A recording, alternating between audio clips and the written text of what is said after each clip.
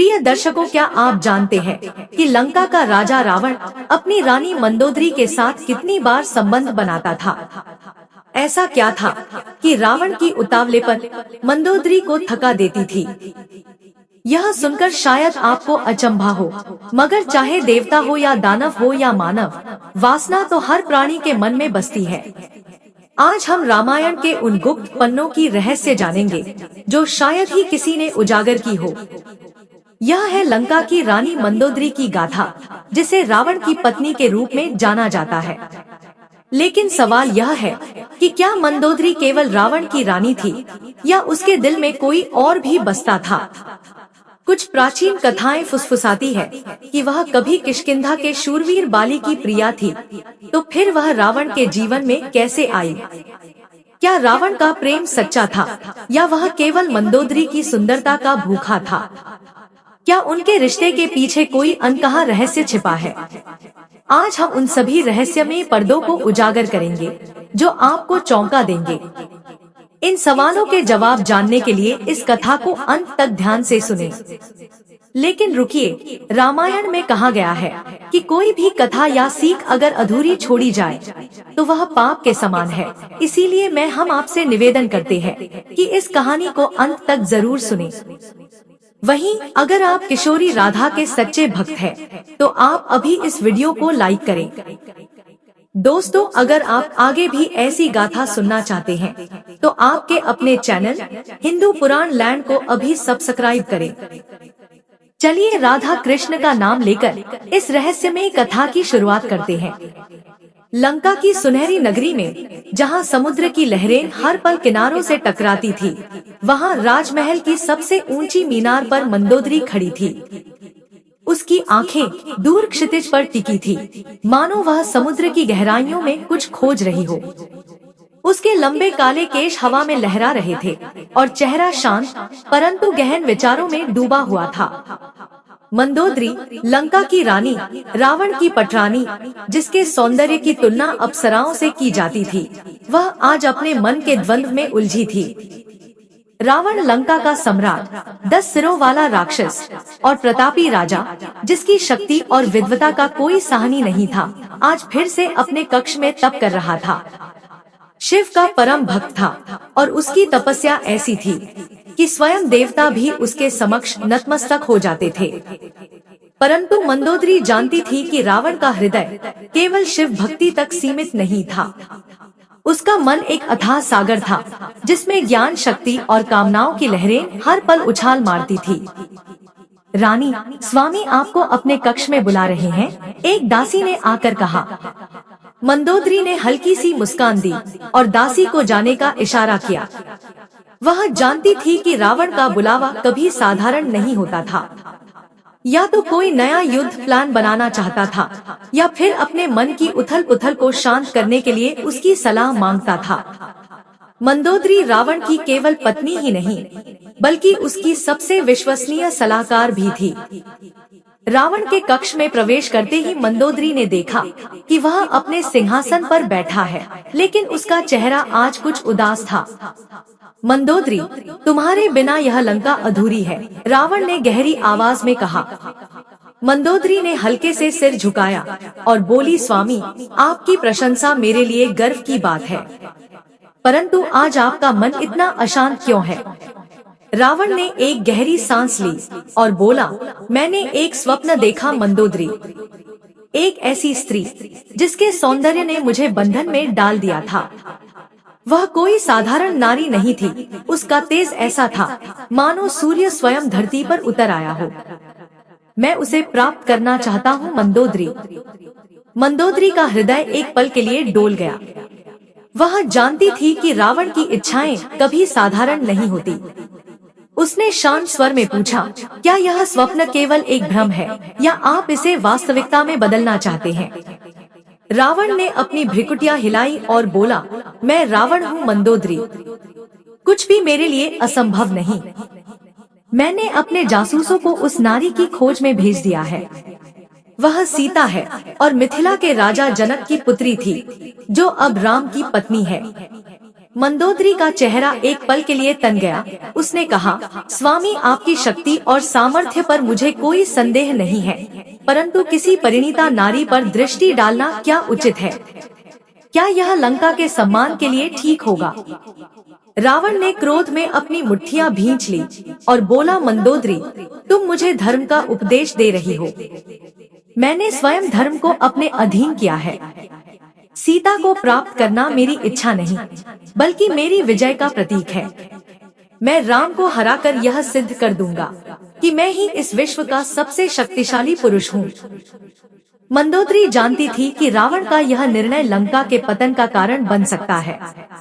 उसने एक बार फिर प्रयास किया, स्वामी, मेरे हृदय में आपके लिए केवल प्रेम और सम्मान है। मैं नहीं चाहती कि आप ऐसी राह चुने जो आपको और लंका को विनाश की ओर ले जाए। रावण ने मंदोदरी की ओर देखा। उसकी आंखों में एक अजीब सी चमक थी। वह उठा और मंदोदरी के पास आया। उसने मंदोदरी के कंधों को हल्के से थपथपाया और बोला, तुम मेरी शक्ति हो मंदोदरी। तुम्हारे बिना मैं अधूरा हूँ, परंतु मेरी यह इच्छा मेरे हृदय को जलाए जा रही है। मैं इसे पूरा करके ही रहूंगा। मंदोदरी ने कोई उत्तर नहीं दिया। वह चुपचाप वहाँ से चली गई। उसकी आंखों में आंसुओं की एक पतली सी रेखा थी, जो शायद रावण ने नहीं देखी।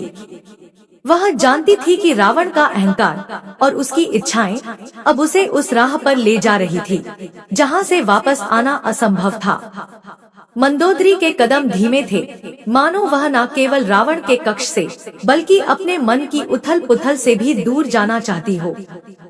लंका के राजमहल की दीवारें, जो सोने और रत्नों से जड़ी थी, आज उसे एक सुनहरे पिंजरे सी प्रतीत हो रही थी। वह अपने निजी कक्ष की ओर बढ़ी, जहां उसका एक छोटा सा पूजा स्थल था। वहां एक शिवलिंग स्थापित था, जिसे वह स्वयं हर दिन पूजती थी। मंदोदरी ने दीप प्रज्वलित किया और शिवलिंग के सामने बैठ गई। उसकी आंखें बंद थी, पर मन शांत होने का नाम नहीं ले रहा था। हे महादेव, उसने मन ही मन कहा, आपने मुझे रावण की पत्नी बनाया और मैंने इस दायित्व को पूरी निष्ठा से निभाया।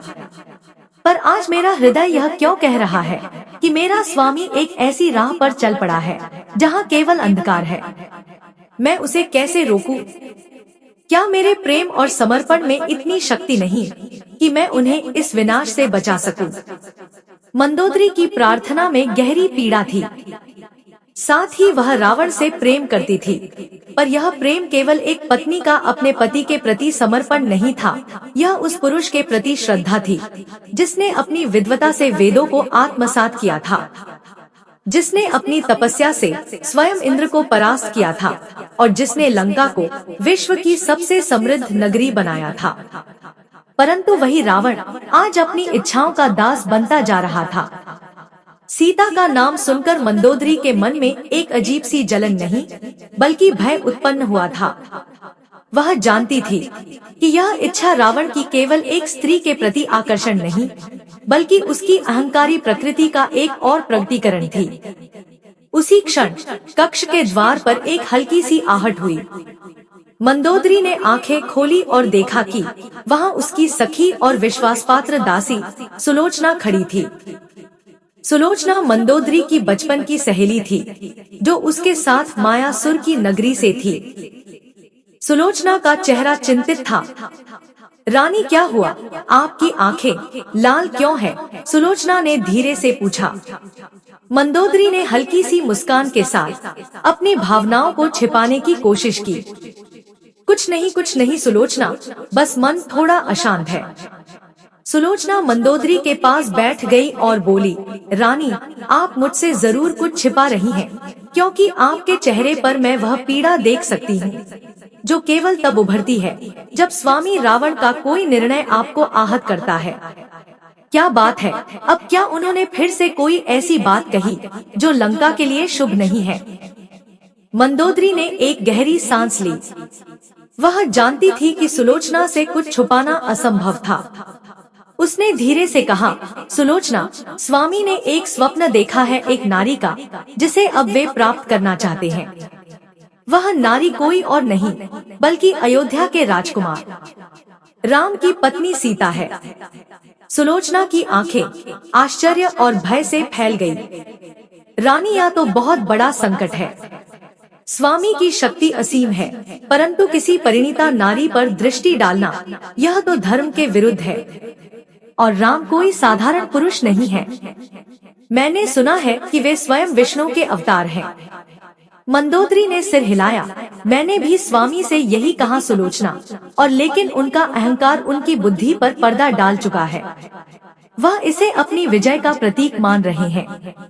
मैंने उन्हें समझाने की बहुत कोशिश की, पर उनकी इच्छा ऐसी अग्नि बन चुकी है जो सब कुछ भस्म कर देगी।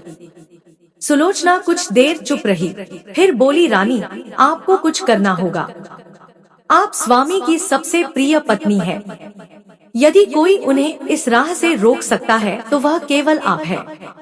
मंदोदरी ने एक गहरी सांस ली और बोली, पर कैसे सुलोचना? मैंने अपने प्रेम से, अपनी बुद्धि और अपने तर्कों से उन्हें समझाने की कोशिश की, पर वे सुनने को तैयार नहीं हैं। मैं एक पत्नी हूँ सुलोचना। मेरे पास ना तो स्वामी जैसी शक्ति है, ना ही उनकी जिद के सामने खड़े होने का साहस। सुलोचना ने मंदोदरी का हाथ थामा और बोली, रानी, प्रेम में बहुत शक्ति होती है जो एक योद्धा में भी नहीं होता। आपका प्रेम स्वामी को बचा सकता है। आपको केवल सही समय और सही तरीके की आवश्यकता है। मंदोदरी ने सुलोचना की बातों पर विचार किया। वह जानती थी कि रावण का मन बदलना आसान नहीं होगा, परंतु वह यह भी जानती थी कि यदि उसने प्रयास नहीं किया तो लंका का विनाश निश्चित था। उसने मन ही मन एक संकल्प लिया। वह रावण को इस राह से रोकने के लिए हर संभव कोशिश करेगी, चाहे इसके लिए उसे कितना ही बलिदान क्यों ना देना पड़े। उधर रावण अपने कक्ष में अकेला था। उसका मन एक अजीब से द्वंद्व में फंसा हुआ था। वह एक ओर अपनी शक्ति और सामर्थ्य पर गर्व करता था, तो दूसरी ओर मंदोदरी की बात है उसके मन में गूंज रही थी। रावण कोई साधारण पुरुष नहीं था। वह एक ऐसा विद्वान था जिसने वेदों और शास्त्रों का गहन अध्ययन किया था। वह जानता था कि धर्म क्या है और अधर्म क्या है, और धर्म के विरुद्ध चलने का परिणाम क्या होता है, वह भी वो जानता था। परंतु उसका अहंकार इतना प्रबल था कि वह अपनी इच्छाओं को धर्म के तराजू में तौलने को तैयार नहीं था। रावण ने अपने कक्ष की खिड़की की ओर देखा। बाहर समुद्र की लहरें उछाल मार रही थी। उसने मन ही मन सोचा, मैंने स्वयं इंद्र को परास्त किया है।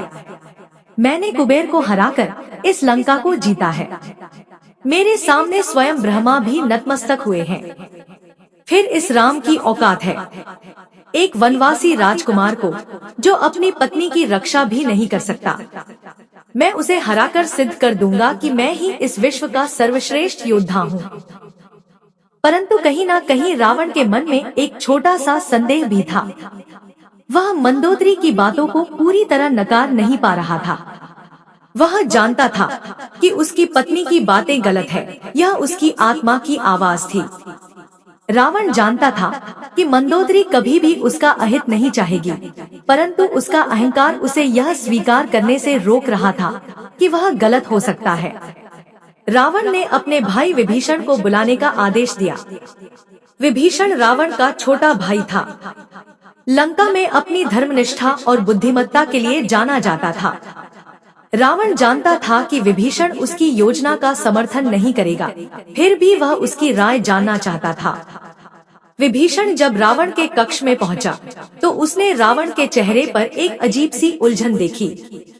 उसने नम्रतापूर्वक कहा, प्रणाम भ्राता, आपने मुझे बुलाया, क्या कोई विशेष चर्चा करनी है? रावण ने बिना किसी भूमिका के कहा, विभीषण, मैंने एक निर्णय लिया है। मैं अयोध्या के राजकुमार राम की पत्नी सीता को लंका लाना चाहता था। उसे हराकर यह सिद्ध कर दूंगा कि मैं ही इस विश्व का सबसे शक्तिशाली पुरुष हूँ। विभीषण के चेहरे पर एक क्षण के लिए भय और निराशा के भाव उभरे। उसने शांत स्वर में कहा, भ्राता, आपकी शक्ति और सामर्थ्य पर किसी को संदेह नहीं, परंतु किसी परिणीता नारी का अपहरण करना धर्म के विरुद्ध है। राम कोई साधारण पुरुष नहीं है। वे स्वयं धर्म के अवतार हैं। यदि आप यह कदम उठाएंगे तो यह लंका के लिए विनाशकारी होगा। रावण की भ्रिकुटी तन गई। उसने क्रोध में कहा, विभीषण, क्या तुम भी मंदोदरी की तरह मुझे डराने की कोशिश कर रहे हो? मैं रावण हूँ, मेरे सामने कोई नहीं टिक सकता। विभीषण ने सिर झुकाया और बोला, भ्राता, आपको डराना नहीं चाहता, मैं केवल आपका और लंका का हित चाहता हूँ। कृपया मेरी विनती पर विचार करें। रावण ने कोई उत्तर नहीं दिया। उसने विभीषण को जाने का इशारा किया। जैसे ही विभीषण कक्ष से निकला, रावण ने अपने मुट्ठियां भींच ली। उसका मन अब और अधिक दृढ़ हो चुका था। वह सीता को लंका लाकर ही रहेगा, चाहे इसके लिए उसे कितनी ही कीमत क्यों ना चुकानी पड़े। अब लंका की कहानी समाप्त हुई, पर मंदोदरी की कहानी अमर हो गई। वह न केवल रावण की पत्नी थी, बल्कि एक ऐसी नारी थी जिसने अपने प्रेम और कर्तव्य के बीच संतुलन बनाने की कोशिश की। उसे उसका संघर्ष, उसका बलिदान और उसका प्रेम रामायण की उन अन्य कई कथाओं में से एक है जो हर युग में प्रेरणा देती है। राम और सीता अयोध्या लौट गए और लंका विभीषण के शासन में फिर से उठ खड़ी हुई, और मंदोदरी का नाम लंका की हर गली में, हर मंदिर में और हर हृदय में गूंजता रहा। वहीं एक ऐसी पत्नी और सबसे बढ़कर एक ऐसी नारी थी जिसने अपने प्रेम को धर्म से ऊपर नहीं बल्कि धर्म के साथ जोड़ा। तो दोस्तों, आपको ये कथा कैसी लगी, कमेंट में जरूर बताइएगा। अगर आप किशोरी राधा के भक्त हैं, तो उस किशोरी के राधा के लिए वीडियो को लाइक जरूर करिएगा। हम आपको हर रोज प्राचीन गाथा के माध्यम से कुछ नया और बेहतर सिखाते हैं, तो इसीलिए आप अभी आपके अपने चैनल हिंदू पुराण लैंड को सब्सक्राइब करें और कमेंट में लिखें, बरसाना वाली राधा की जय, द्वारकाधीश की जय।